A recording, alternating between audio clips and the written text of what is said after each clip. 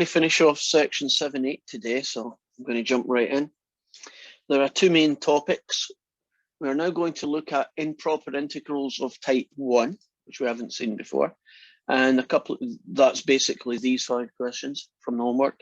And the last 2 questions are a thing called the comparison theorem. So let's start by improper integrals of type 1.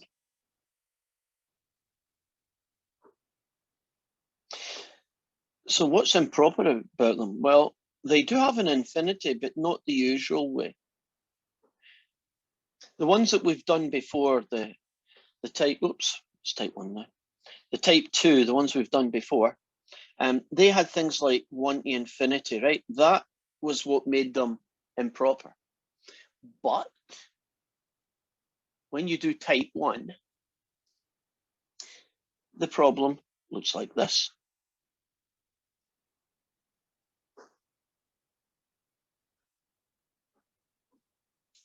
The infinity is not in the limits of integration. The infinity is caused because, would you agree that x equals 1 here, there's a vertical asymptote? Right. Now, if you sketch it, you could probably see it at x equals 1. As you travel this way, it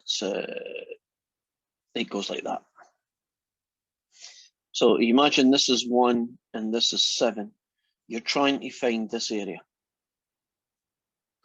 And the vertical asymptote is causing an infinity. It's kind of gone. So you might think, well, how do we solve it? Well, this is what you do.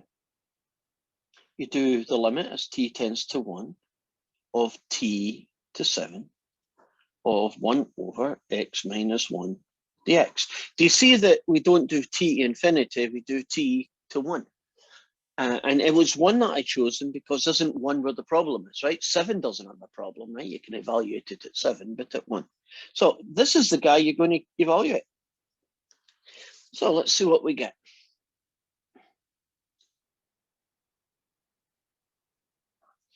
A lot of these questions, when you come to the end part, you do a kind of brute force version. So we'll see how that works out.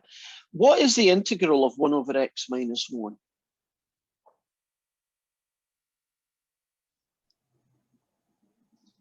It's a linear shortcut method. If you want the natural log of x minus 1? Yeah, it's that one. If you want to do, you could do the u sub, but so it's going to be x equals t to x equals 7, which is fine.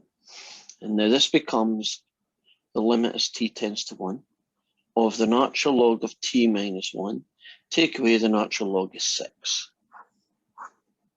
Right, 7 take away 1 gives you 6. T take away 1. Now, as I said a few moments ago, a lot of these guys you can do with brute force. If you put 1 in here, you would get the natural log is 0.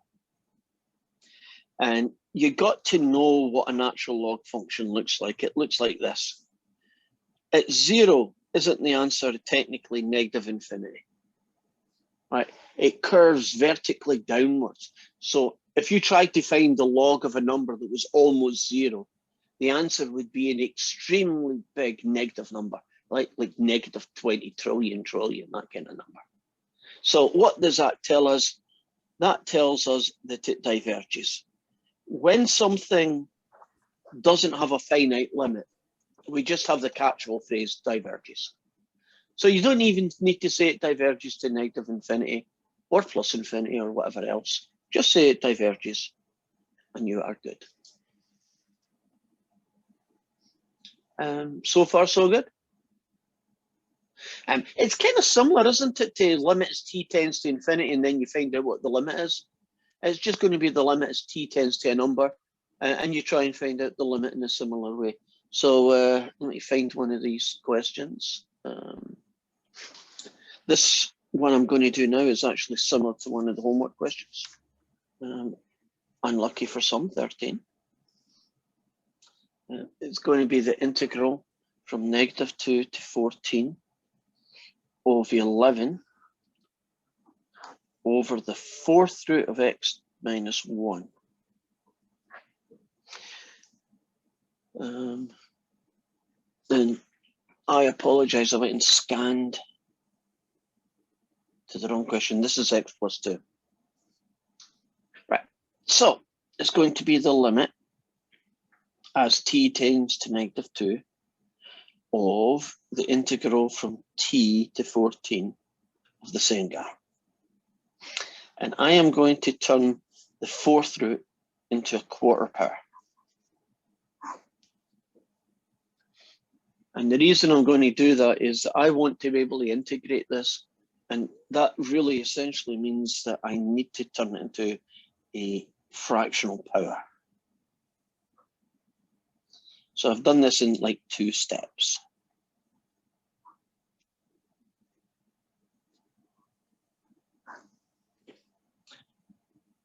Are you comfortable with this eventually becoming that? Right, now, when you have something that is a fractional power, can't you just use the power rule, right? Add 1 to the power, divide by the new power. Now, the fact that that is x plus 2, doesn't that qualify as a linear shortcut method? So you should be able to do it really quickly. And if you don't like that, the u sub that would get you the same result would be u equals x add 2. So I am going to add 1 to the power, which gets you 3/4. Dividing by 3/4 is the same as multiplying by 3, so that's where the 44/3 comes from. Evaluated at x equals t and at x equals 14. And then the limit as t tends to -2. I'm going to do some style points on this fella.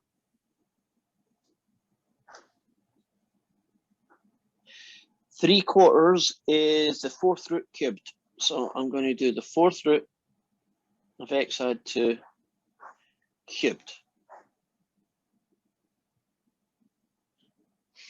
And the reason I'm converting that into its style point version, right, it looks much more like the original, is that when I want to evaluate something, if you leave it as things like 3/4 power or -1/2 power, you sometimes don't really understand what the value is once you start putting numbers in. It's hard to tell.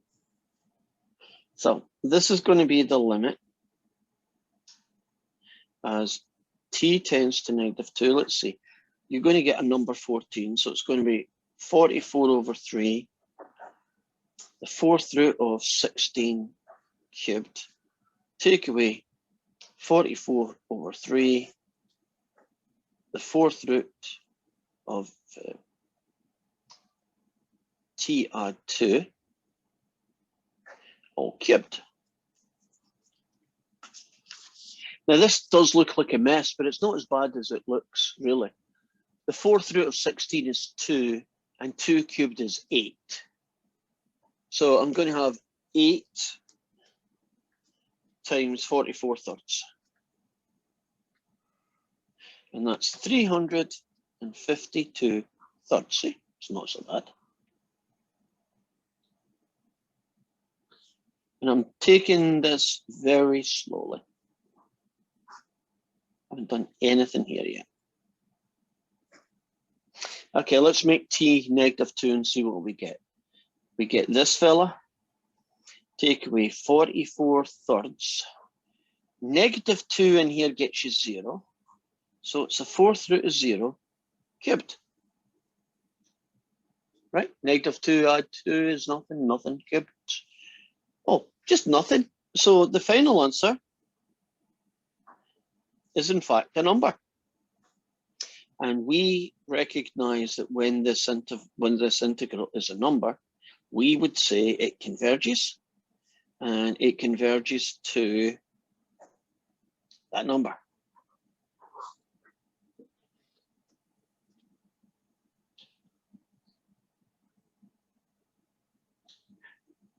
You see how this process is, how it's working? It's just a limit as t tends to a number instead of t tends to infinity. And most of the time, you're going to be plugging in a number and just brute force, right? Fourth root of 0 is 0, right? 1/0 is bad news, that kind of thing. Any questions about 13? Feel good about it? Okay. This one is question 14, and it has an extra little, actually the last thing you could probably do to a question, to make it even more awkward, is we're going to do the integral from -2 to 3 of 4 over x to the 4. And you might say, what's the problem? Well, here's the first problem. This is a disguised improper integral. What do I mean by disguised? Well, you can plug -2 into here and you can plug 3 into here and you'll get an answer. And if you just ignored the fact that there wasn't a problem somewhere between these two, numerically you would get an answer, but it would be wrong. What value of x causes a vertical asymptote to this function? What value of x causes 0? It's 0. If you sketch the darn thing, it would look something like this. And you're going from -2 to 4, right? Right? So you see there a problem not at the two endpoints, because normally these questions, either the start number is where the problem is or the finish number is where the problem is, right? Like it's -1 to 2 and the -1 is where the problem is. And then maybe the next question, the x equals 2 is where the problem is. Here the problem happens in the middle, which means that you have, in fact, to finish the question by splitting it into two distinctly, right, obviously separated integrals, right? -2 is 0, whoops, sorry. And then 0 to 3. Right, does that make sense how you tackle the problem that there's a problem with 0, right? You find the vertical asymptote and you split it. Now, in this particular question, these two integrals have to be calculated separately, and we will do that in a minute. First thing I'm going to do is rewrite them as negative powers. That way I can do the power rule on them. That's not a major problem. Now, let's predict what might happen. Can you imagine that this might end up being a number and converges, and this might be infinite? Right, so one piece might work and the other piece doesn't. That actually can happen. What would the overall answer be if one of these was divergent, right? One of these was broke, right? And the other wasn't. What would you call the whole thing? Divergent or convergent?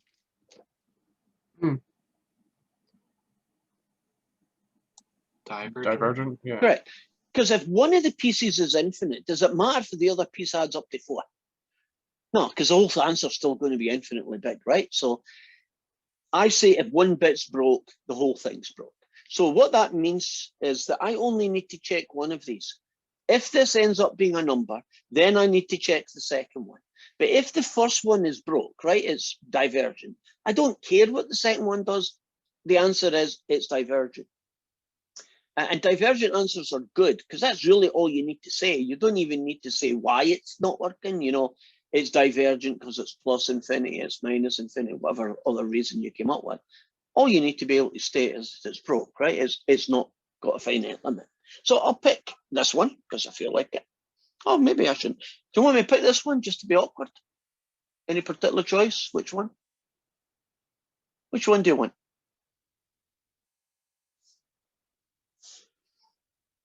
The first one. Yeah. Okay, this one. So it's going to be the limit as t tends to 0 of the integral from -2 to t, because 0 is where the problem is, this guy.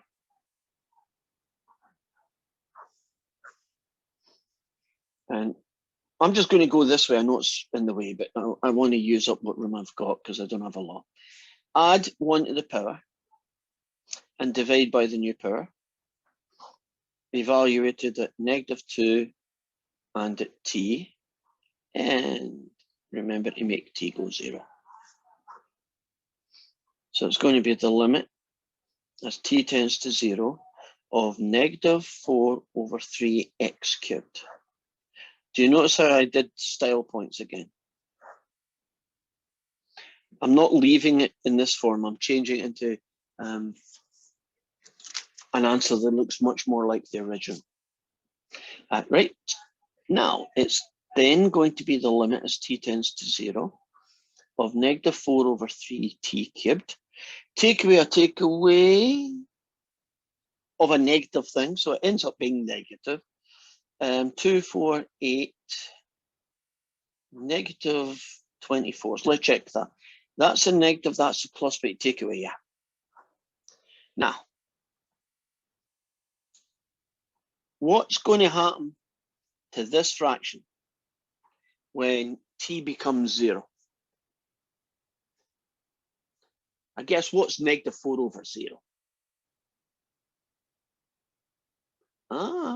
0 over 4 is 0, but what's negative 4 over 0? Isn't it infinitely big? And infinitely big means it diverges.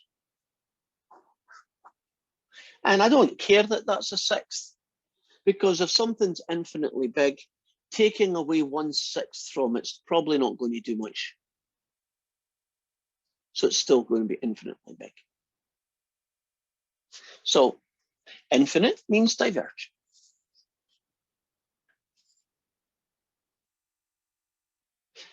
Okay, let me do a side thing. I see puzzled faces. 4 over 0.1 is 40. 4 over 0.01 is 400. 4 over 1, 2, 3, 4, 5, 6, 7 ones is 4. 1, 2, 3, 4, 5, 6, 7. Can you see what happens then if you did 4 over something that's virtually 0?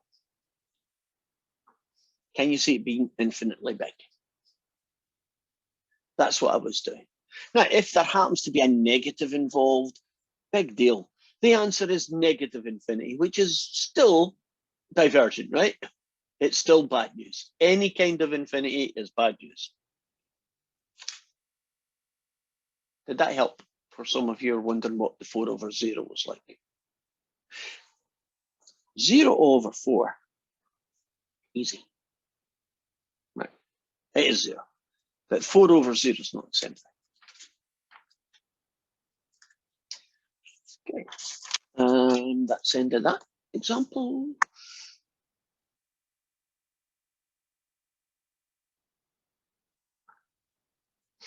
This is 15. The integral from 0 to 1 of 4 over the square root of 1 minus x squared dx. Where does this function, what value of x does this function here have a problem with? 1. 1. So it happens to be one of the limits of integration, right? So it's a lot easier to deal with. So this one is back to the typical question.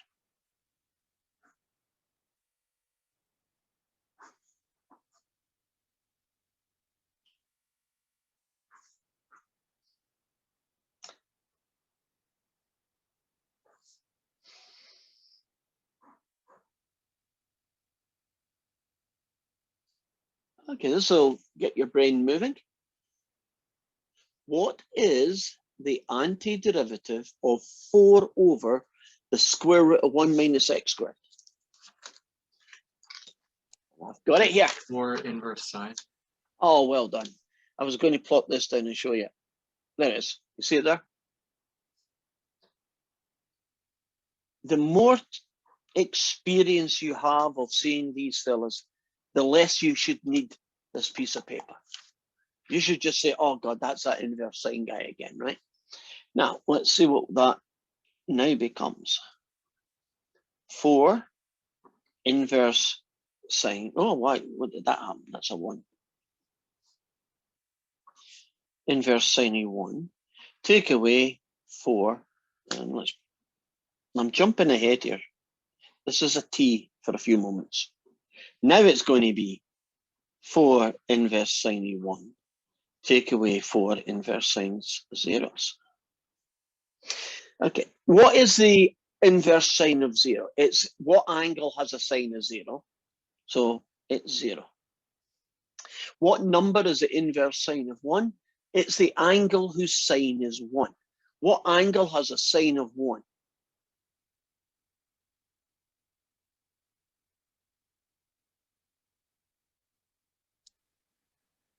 Pi over 2.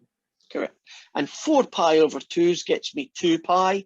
Hey, isn't the answer a number? 2 pi. So we will say it converges.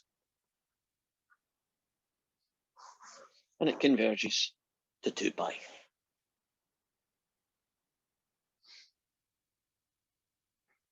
So that ugly integral converges to 2 pi.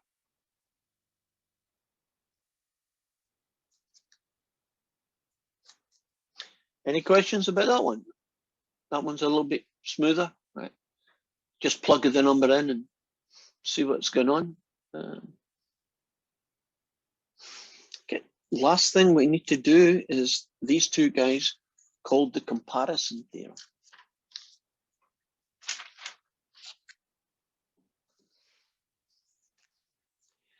Now these are special questions, the comparison ones, 17 and 18, because you only have one job to do. To tell us whether a given integral converges or diverges. You do not need to tell what it converges to if it does. You only need to say it converges. And the comparison theorem essentially says, if you have an integral that's really ugly and difficult to do, you can find a simpler integral that you can compare it with that is so similar that if your new integral, the easy one to do, converges, then so will the original. So give you an idea of what that would look like. This is an example of question 17. The integral of 12x over x cubed plus 1 dx. And we're back to type 2 integrals again. So we're going to do the comparison theorem with type 2 only integrals. So you can see they're a problem at infinity.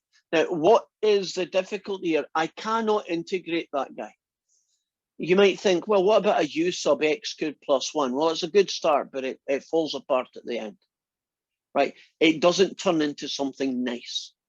So we're going to have to cheat a little bit, but a mathematical cheating. You do a little squiggly line that looks like the OC symbol. And what that means in mathematics is that the thing I'm about to write is approximately the same thing. It's not exactly the same, it's not equivalent to it, but it's close enough that it behaves the same. So I'm going to say this is approximately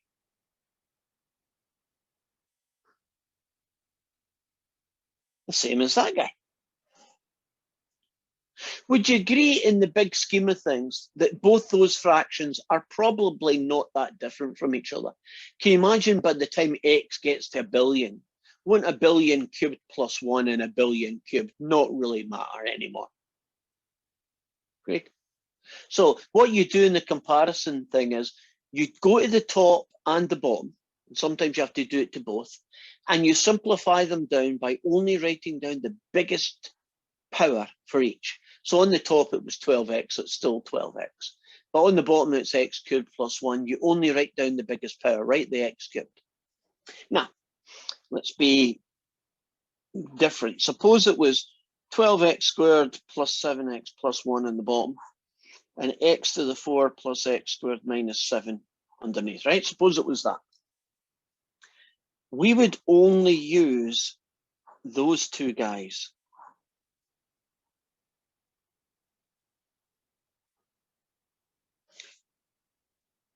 Right, so you use only one guy in the top, the biggest power, in this case 12x squared, and only one guy in the bottom, the biggest power, x to the 4. Now what we then do is you're almost always going to get a simplification.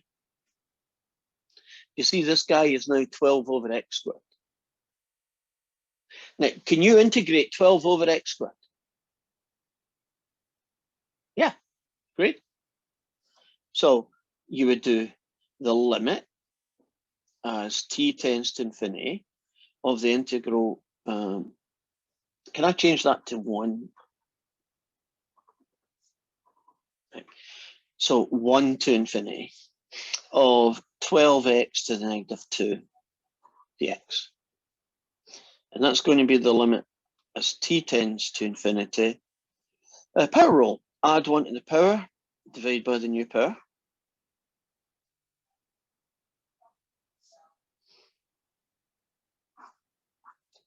Then you can do style points.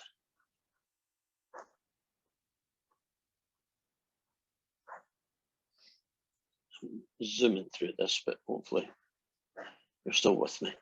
You got this guy, take away 12. Okay, if you do brute force, you get that. What does 12 over infinity look like in brute force world? What number does 12 divided by infinity get you? You have to think of what we did last week when we did this. 0. 0. So won't this answer be negative 12? Now, it's a number. That tells me that it converges. The negative 12 is not that important. Specific numbers aren't that important. It's just important that it's a number, right? Because all you're going to do in these questions is you're just going to hit one of two buttons. So let me show you what this question would look like in your homework. Right. There's a version of 17. Do you see this guy here? It's one I just did. Converges. Here's the second one. What would we call the top guy? Just What X. just X. What would you call the bottom guy?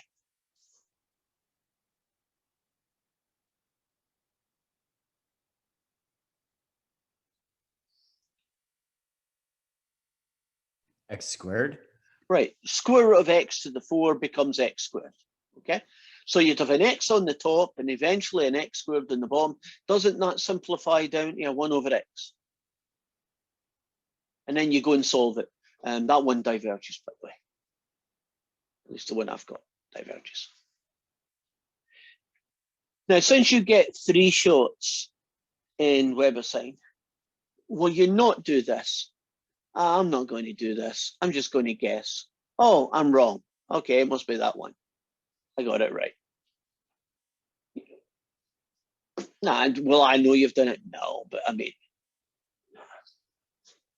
if you're doing a test or an exam in the final and I give you a question like this, I don't care which of those 2 dots that you hit. In fact, very often I don't even bother looking at that. I look at your working. And if I don't see you showing me what I just did, you guessed and you got lucky, or you guessed and you got unlucky. It won't matter one darn thing because I'm giving you 0 points in both cases.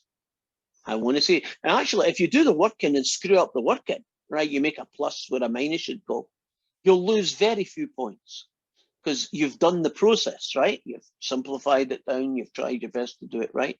And that is a proof rather than I guessed and I got lucky. And What if I show you a picture of the coin that I flipped? That would be interesting. That would be more, it would still get you 0 points, but it would be interesting. Story for you.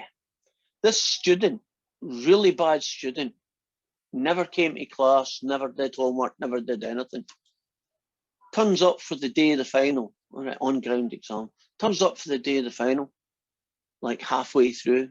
Professor says, oh, it's Emmy's. Oh, they turn up, great. And he gets the test off him, and he's all excited. It's a true, false, multiple choice, 10 questions. 5 on the front, 5 on the back. And he sits down right at the front and he's watching them, see what he's going to do. And he reads the first question, he gets a coin and he flips it.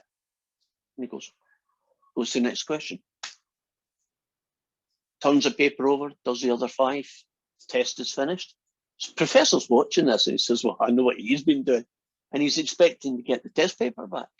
But he doesn't. When he goes to the front, he goes back to the paper and he flips a coin. It goes like that. Changes it. And so he goes over to him and says, what are you doing? He says, oh, I'm checking my working.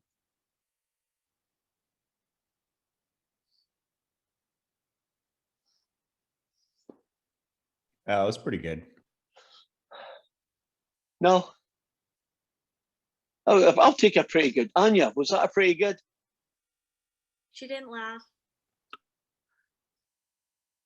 No, I think Anya. it's pretty good. See? Anya doesn't laugh except to express, like if you got a little brother or a little sister, Anya, what you got? I have both. Right. If your little brother falls over and trips on the dog, will you start laughing? Probably. See? She has got a Scottish sense of humour. She laughs over violent things happening to other people.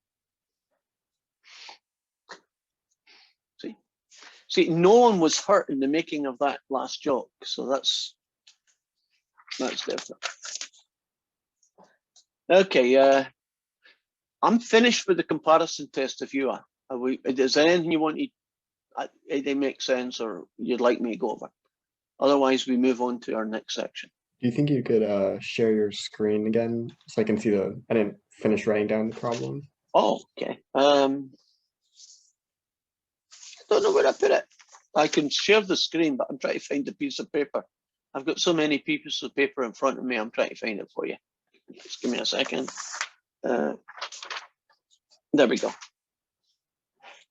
So when you do 17 and 18 and you're deciding convergent or divergent, if the thing at the end is a number, it converges. If the thing at the end is infinity, it diverges. And that's how you decide, yes or no.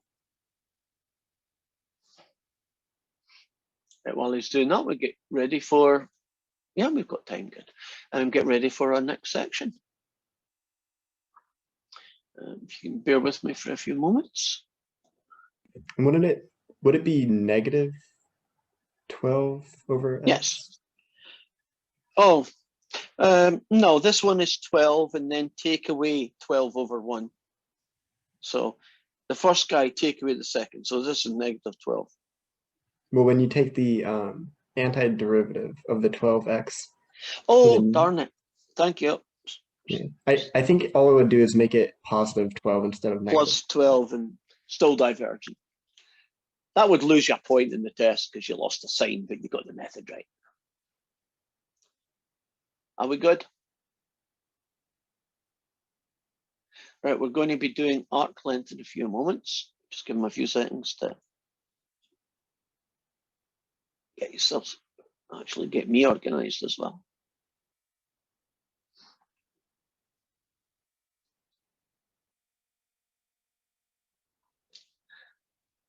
Okay, you're getting a joke because I guess it's my brain for jokes today. Anya, are you watching this joke? This is a math joke.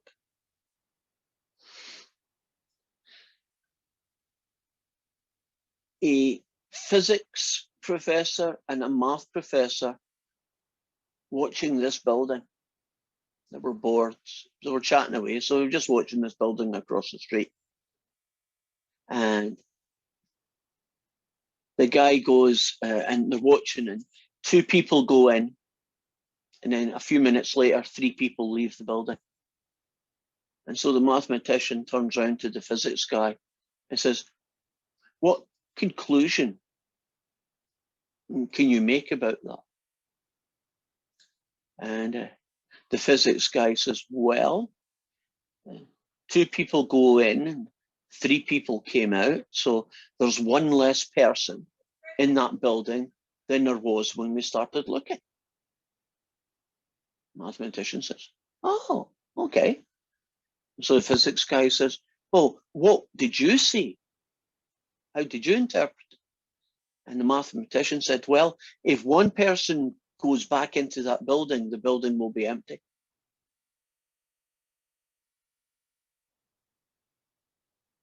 Nice.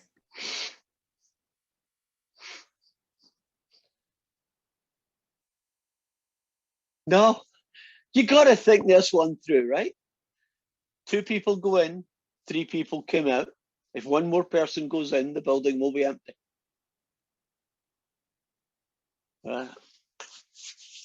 I'm going back to Scotland. Actually, they never laughed at my jokes in Scotland either. But Is that why you came to the US? who said that? That was a good one. Was that you, Jessica? Yeah. Okay, that's you off my list of students who are now going to pass. But that was a good one. Hey, welcome to the club. I know.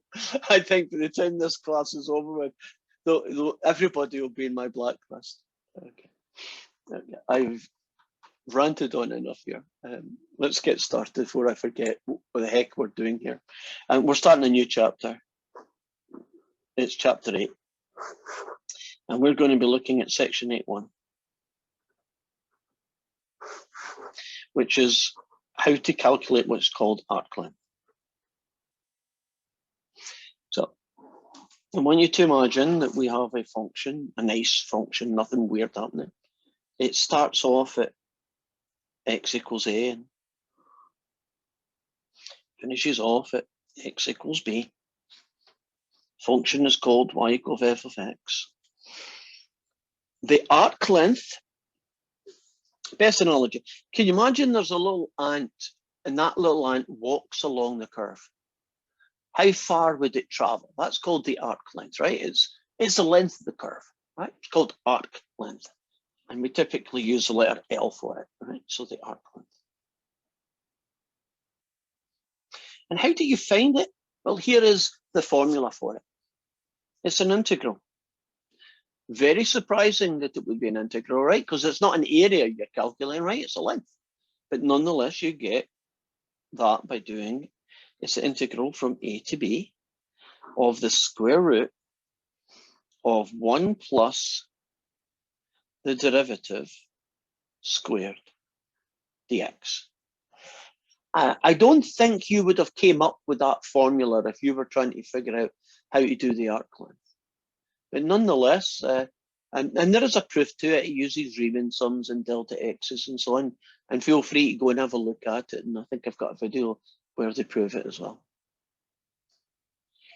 Now, the thing that strikes me is, isn't this integral likely to be really ugly? Because we do not like integrals with square roots anywhere except maybe the square root of x, right? That's about the only square root I want to see when I'm doing an integral. So you would expect that this would generate some really ugly answers, and it does, but not all the time. So there are going to be some essentially 3 situations that we need to focus on because they're the most likely. And the first situation is going to be when f of x is linear. That just means f of x is a straight line. And we're going to look at arc length then when f of x is linear, which is cool. Then our next situation is we're going to look at f of x when 1 plus the derivative squared, right? When that piece there is a perfect square.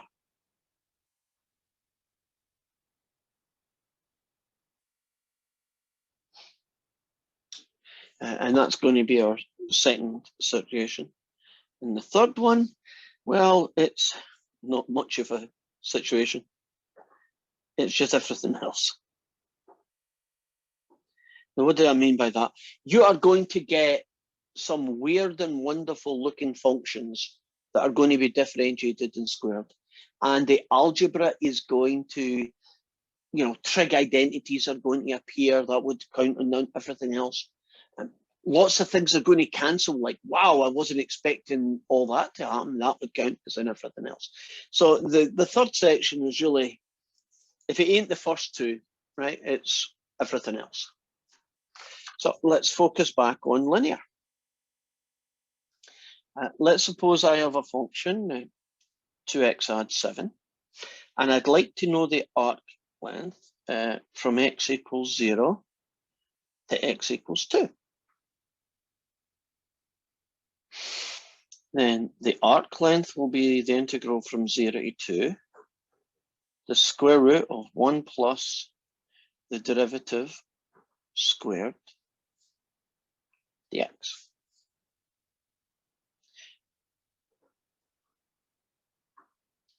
What is the derivative of, and it's a trick question because it's so easy you might overthink it.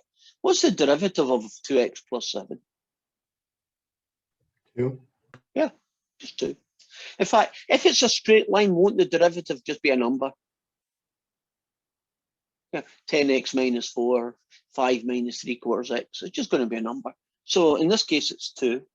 So 1 plus 2 squared, which means it's the integral of the square root of 5. Now, do not fall for this trap. I know that's the square root of 5, and you might be thinking, oh, 5 to the power of half, some power rule. Don't even go there. Isn't square root of 5 just a number like 42 is a number? And what do you get when you integrate a number? Don't you get the number with an x stuck at the end? That's all you get. So this fella, his antiderivative is just that.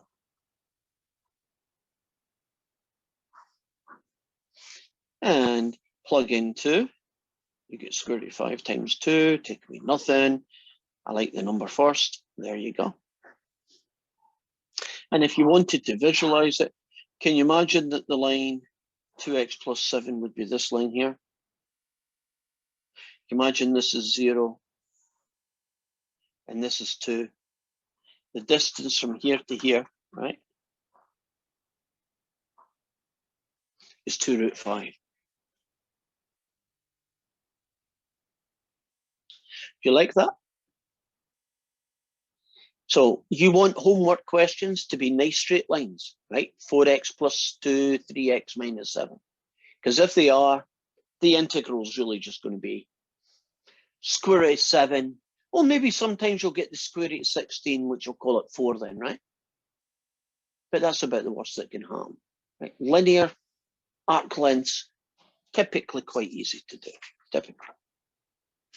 Now, we don't have time for the next question, but I want to show you something that we'll be starting off tomorrow. And this is what's called perfect squares.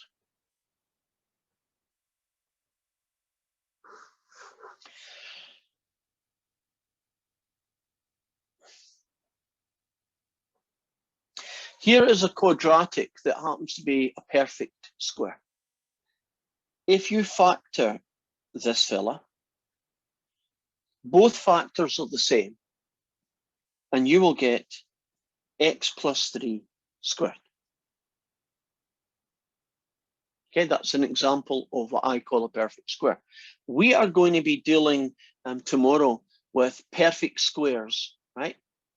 Meaning the bit inside is a perfect square. Now, why is that good?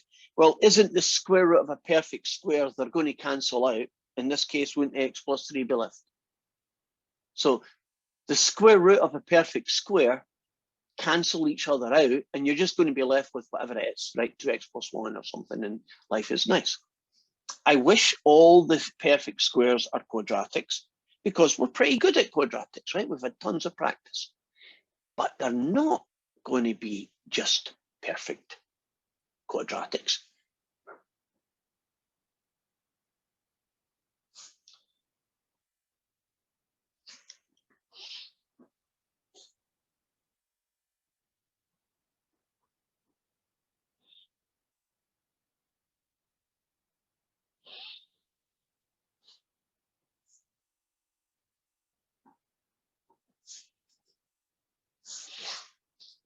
That guy is a perfect square. It looks nothing like the normal quadratic perfect square, but trust me, it is. And when you get a question like an arc length, And the thing inside the square root is a big ugly thing that looks like this.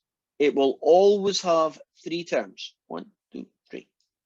You will have a perfect square, even if it doesn't look like it. So let me show you the trick. I know it's going to be a perfect square. The first term gives me the answer that's going to go here. The last term is going to give me the answer here. The guy in the middle doesn't matter because he'll sort himself out. This fella is a half x squared. This fella is 1 over 2x squared. And oops, there. The middle would be that. Now, can you see what I did to get these two guys? How did that become this? How did that become this?